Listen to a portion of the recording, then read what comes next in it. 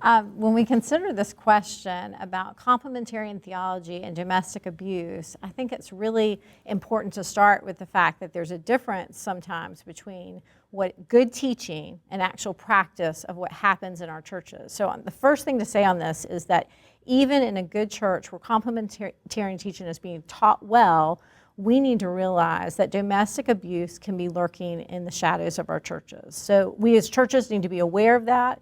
We need to be looking for it, and we need to be helping women who might be suffering in that way.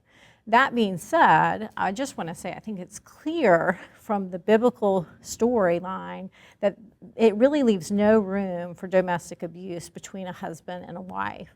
The first place I would turn when looking at this topic is Colossians, where Paul instructs them that husbands should love their wives and that they should not be harsh with them. And I love that term because it really gets past just the physicality of domestic abuse. And it says you shouldn't even be harsh with your wife in attitude towards her. So that's going to say a husband shouldn't have harsh words to his wife, but definitely there shouldn't be any physical harshness towards her.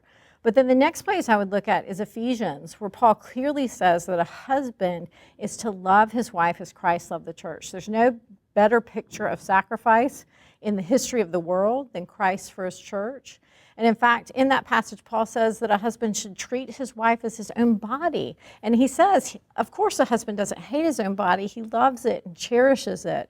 And so in any Christian marriage, what we would expect to see from a husband to a wife is a deep love without harshness, but full of kindness and compassion and a nourishing towards his wife. So that's what we hope to see, and that's what complementarian teaches at its root.